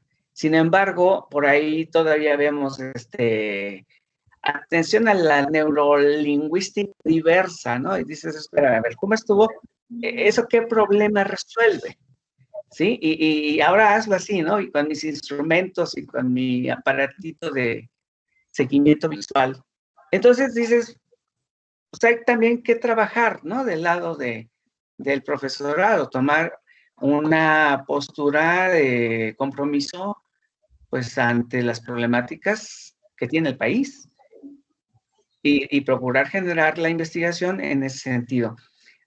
Una de las cuestiones que no dejas tú de señalar, y mejor aún, no solo señalar, trabajar directamente, es este problema de la formación científica, pero también en un momento dado se vuelve un problema de planeación curricular. Otra vez, no es la voluntad individual, sino es así como que el producto colectivo. Eso que tú dijiste es justo lo mismo que he podido notar. Les dan metodología cuantitativa, metodología de la investigación en los primeros semestres y después de 2 años y medio, seminario de investigación. Y dices, ¿y qué conecta una cosa con la otra? La verdadera formación, y creo que los títulos antiguos y de otras universidades lo dejan ver, desde la antigüedad, muy atrás incluso. Los títulos de alto nivel educativo decían doctor en filosofía o en filosofía natural. Los títulos ingleses, por ejemplo, ¿no? En filosofía natural, ¿y eso qué significa? No, pues es que este tipo está capacitado para enfrentar cualquier problema en cualquier área. ¿Por qué? Porque de lo que es el fuerte es la parte metodológica. Sin embargo, aquí se les repleta de información de tipo discursivo, de tipo teórico, y la parte metodológica queda como salpicaditas de información a través del currículum. De este modo, se pierde la continuidad y no tiene más que esta valoración de un agregado indeseable a la formación real, cuando que debería ser al revés. O sea, esta figura de ser un filósofo natural, sí, en ese sentido de los títulos ingleses y americanos siglos atrás, es más una carta abierta para estudiar con metodologías apropiadas cualquier fenómeno que se presente. Aquí no hay esta visión, hay solo una parcelación de conocimientos en áreas de contenido, y la investigación es algo que no es el eje, cuando que creo que finalmente todo lo que has venido trabajando te deja ver como una conclusión que si tuviéramos nosotros una apertura para poner más, pues más notable, más cantidad de horas,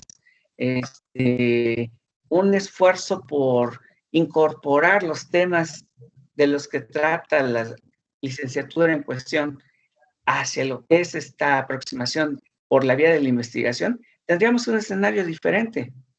Pero pues bueno, son muchos elementos que tú has venido destacando. Yo creo que ha sido muy, muy amplia tu presentación y me da gusto, ¿no?, el que haya un señalamiento explícito de estas cuestiones que nos van dando una necesidad de repensar las líneas de investigación individuales, las líneas de investigación de los programas en el posgrado para resolver problemas nacionales.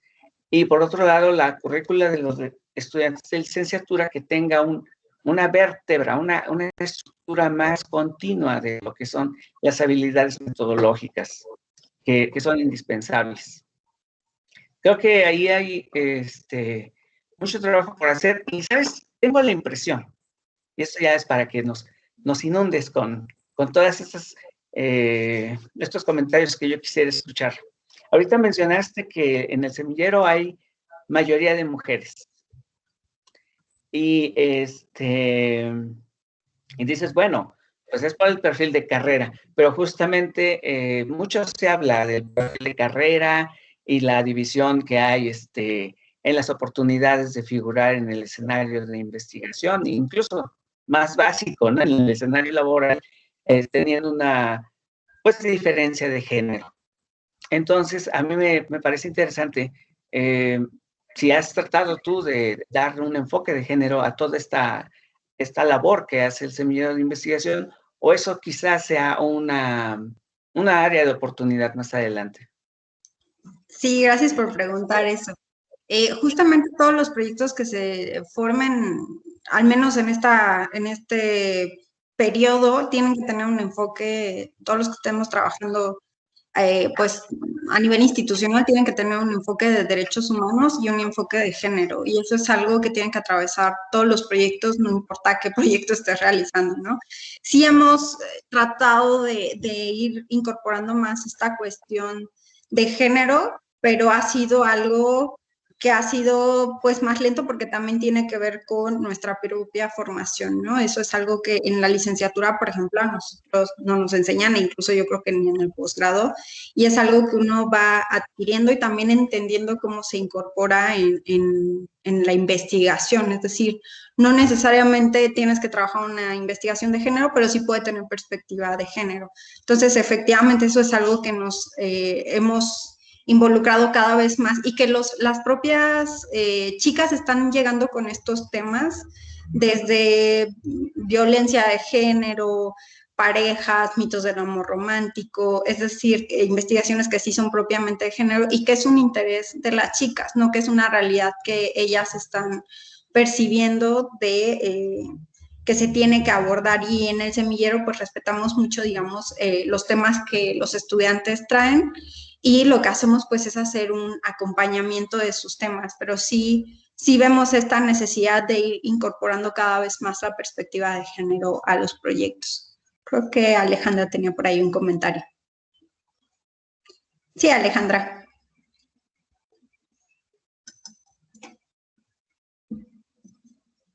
Que vi que tenía ahí la manita, pero ya no sé. Sí, yo es que me cambié de red, perdón. Al respecto, quería saber si se le ha dado algún seguimiento a estas chicas que egresan de tu programa, como cuántas de ellas se pueden incorporar a una institución, cuántas de ellas alcanzan como algún puesto importante, también como para evaluar si se está cumpliendo con ese objetivo, porque, bueno, sabemos que el hecho de que alguien se dedique a la investigación no necesariamente significa que va a tener éxito en esa área, ¿no? Claro. Sí, bueno, con los que trabajamos nosotros ahorita generalmente son estudiantes de licenciatura, así que generalmente lo que hemos podido dar seguimiento, el semillero tiene alrededor de unos 6 años, entonces todavía quizá no nos ha dado por el propio tiempo ver cómo se incorporan a esa cuestión, pero sí nos ha dado para ver, por ejemplo, que muchas de ellas y muchos de ellos se incorporan a programas de posgrado, y es justamente estas experiencias en licenciatura que surge su interés por estudiar un posgrado. Efectivamente, el incorporarse a la parte laboral, me encantaría decirles que tiene que ver puramente con el talento, pero mucho tiene que ver también con los contactos, con la gente que conoces, con el perfil que tienes. Incluso a veces las instituciones en donde estudias, hay mucho malinchismo todavía de decir, bueno, pues si tu posgrado es en Inglaterra, vale más que tu posgrado en la UAM, ¿no? Entonces, en realidad son muchos factores. Pensar que solamente tiene que ver con la producción que consigas, pues sería erróneo. Hay un caso muy cercano por ahí que los doctores deben saber, pero de una investigadora de tiempo completo que se le dio el puesto y revisando los productos que ella tenía, pues realmente eran cuestiones de congresos, quizá algún artículo en una revista indexada, pero no mucho más que eso. Obviamente ya cuando le dieron el puesto, pues ya se incorpora a los cuerpos académicos y ya puede producir más y ya alcanza otro nivel. Pero si esa plaza se hubiera concursado, esa persona no hubiera quedado en esa plaza. Pero esa plaza no se concursó, esa plaza se asignó bajo quién sabe qué criterios. Entonces, no todo depende, desgraciadamente. Ojalá que sí, sería un mundo más feliz, pero no todo depende de la capacidad, de los proyectos que tengas, del currículum que tengas. En los lugares donde sí se compitan honestamente las plazas, por supuesto que sí, pero no es la historia, desgraciadamente, de todas las universidades. Muchas gracias.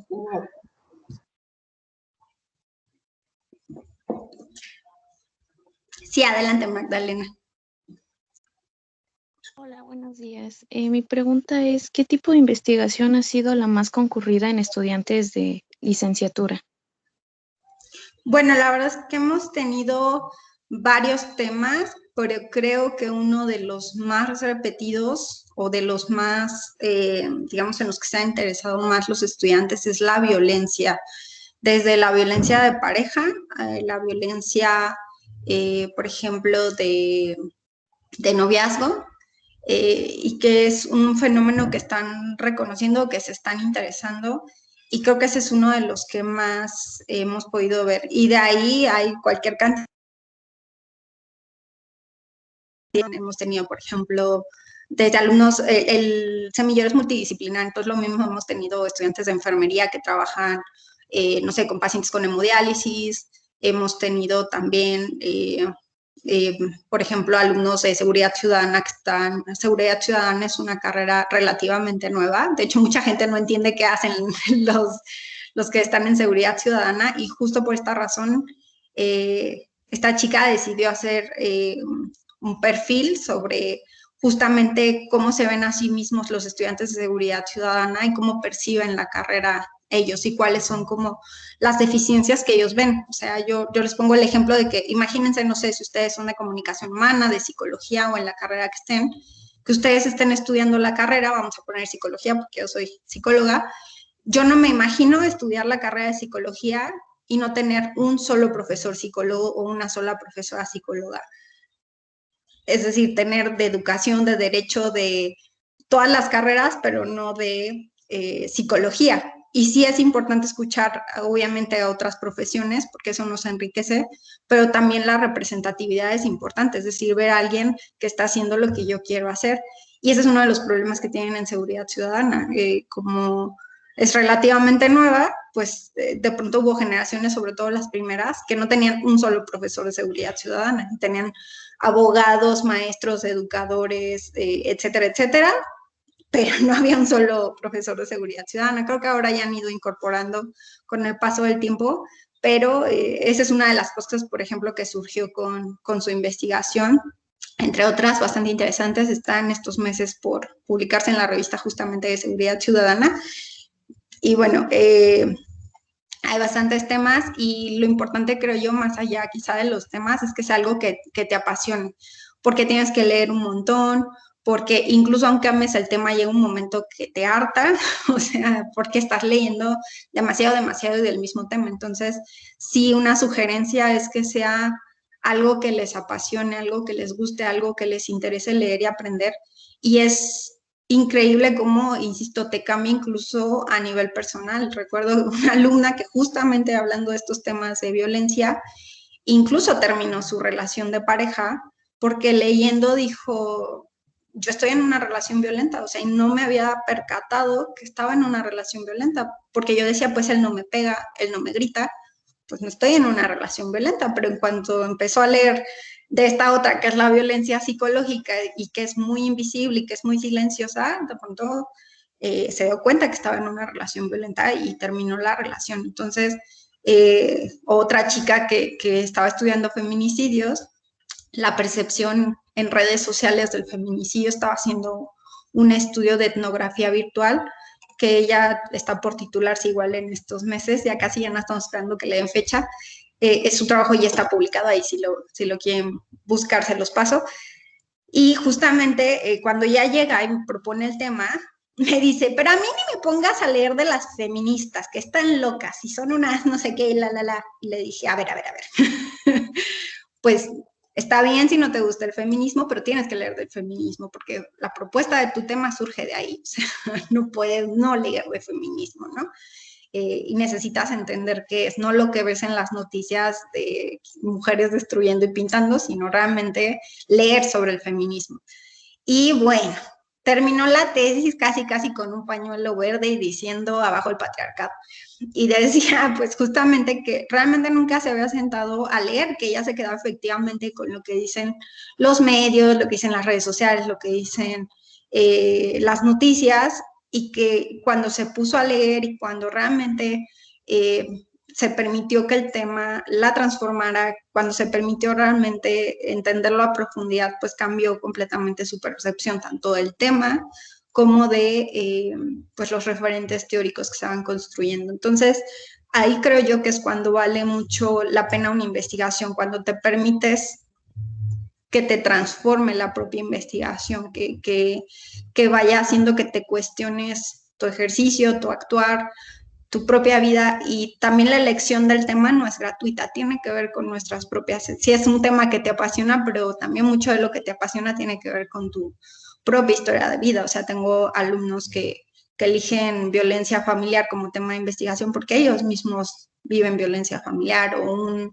un alumno que eligió pues estos prejuicios con respecto a los homosexuales porque él mismo lo estaba viviendo por parte de un profesor que le decía Blancanieves, o sea, el profesor, imagínense, ¿no? Le decía, digo, Blancanieves, hoy no te vas a pintar los labios porque es un chico queer.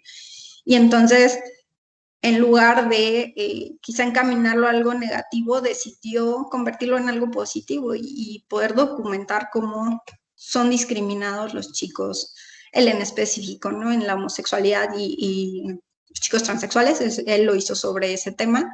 Entonces, a veces es cómo somos capaces de nuestras experiencias capitalizarlas y transformar esa realidad. No sé si haya por ahí alguna otra pregunta, chicos.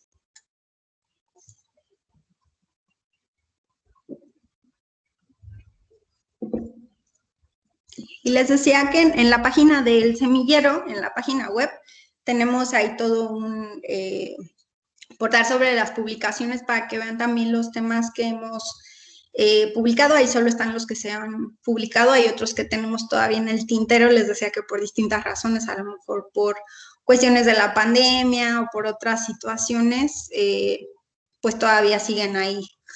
Uno, por ejemplo, en específico que tenemos, por si conocen algún kinder, sobre prevención de abuso sexual en preescolar, y todavía no hemos logrado conseguir un kinder que esté interesado en implementar el programa, pero si saben de alguno, avísenos, que ahí tengo a 2 chicas atoradas con su tema.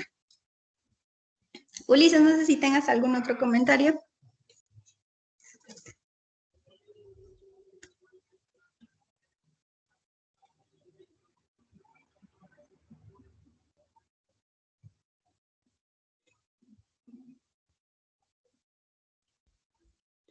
Tiene cerrado su micrófono, doctor. Sí, me acabo de dar cuenta. Gracias. Bueno, pues yo creo que hay muchos elementos que pueden comentarse aquí.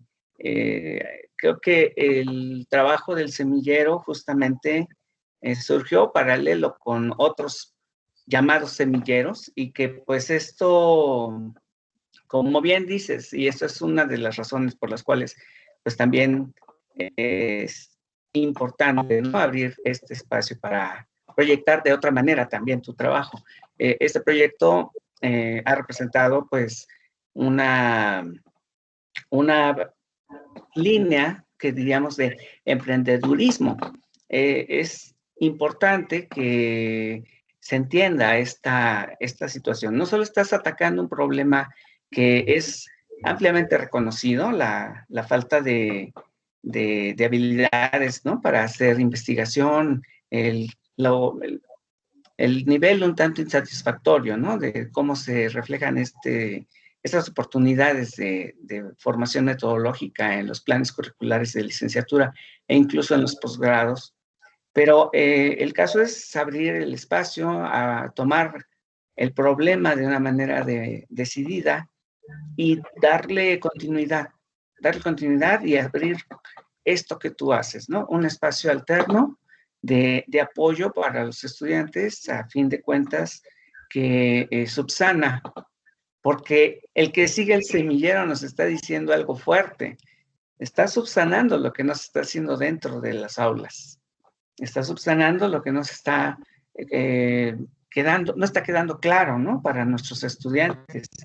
Y pues esto es tanto muy positivo porque, pues bueno, te da a ti elementos para seguir investigando y adentrándote en estas problemáticas, pero también nos hace, y nos debería en general, hacer, pues llevar a hacer alguna reflexión, ¿no?, sobre qué está pasando, porque algunas estudiantes están publicando más con el apoyo del semillero que con el de sus tutores. Y dices, pues, qué está pasando. ¿Qué está pasando ahí, no? Cuando se supone que la función debería ser del tutor. Creo que hay mucho que dialogar más en el futuro. Seguramente estarás ahí ya como doctora. Te decía yo que creo que si dices que en junio, pues vamos a estar muy atentos a cualquier noticia que nos tengas de esta titulación, porque sí es algo muy esperado y que deseamos con el mejor resultado. Y pues bueno, siempre me queda la duda de si me están viendo o no. El caso es de que, bueno, aquí, si no hay más preguntas, pues podríamos aprovechar para mostrar algo. Sí, sí. Ok, déjenme ver. Tal vez haya algo que pueda mostrarles, pero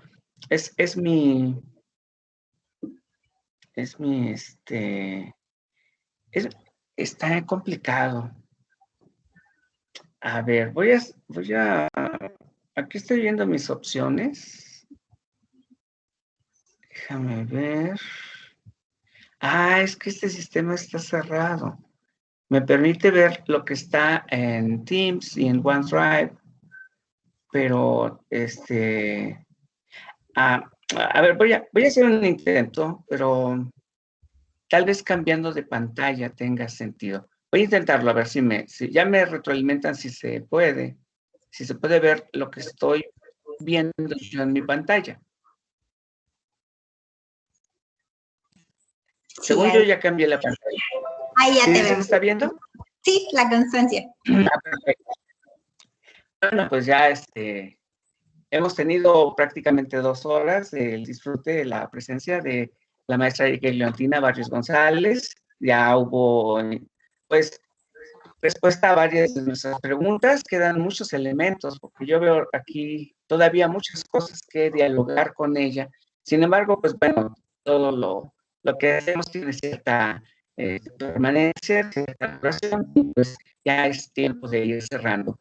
Tenemos una constancia para Erika, dice la Universidad Autónoma del Estado de Morelos, a través de la Facultad de Comunicación Humana y el Laboratorio Transdisciplinar, otorga la presente constancia a la maestra Erika Egleontina Barrios González por su conferencia Creencias y actitudes hacia la investigación dentro del ciclo de conferencias Tópicos actuales en las ciencias humanas y del comportamiento, celebrado en la ciudad de Cuernavaca, Morelos, el 25 de marzo de 2021. Como es común ya en estas fechas, en la parte posterior de la constancia, pues están las firmas tanto del director de la Facultad de Comunicación Humana, la secretaria de Investigación y pues su servidor, para dar validez a este documento.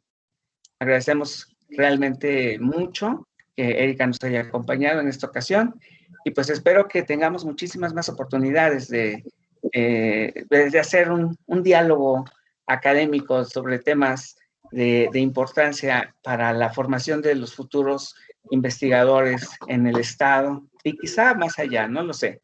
Todavía hay mucho que hacer y mucho que ampliar, porque quizá el semillero se nos haga internacional, que eso pues sería muy, muy interesante. Ya hay por ahí elementos de que ha habido asesoría con estudiantes de Colombia y de Perú, pero yo creo que puede ir más lejos. Muchísimas gracias por la invitación y bueno, ahí estamos en contacto para cualquier cosa que necesiten. Gracias a ti, Erika. Pues a todos los que tuvieron la oportunidad de asistir, también les agradecemos mucho su presencia, como en los casos anteriores, reitero que con el 80% de asistencias o más, pues tienen la constancia de asistencia a estas actividades y por igual son constancias que pues tienen el respaldo de la unidad académica que es la Facultad de Comunicación Humana. Muchísimas gracias y pues el mes que viene vamos a estar nuevamente aquí con un tema diferente que concierna pues a las ciencias humanas y del comportamiento.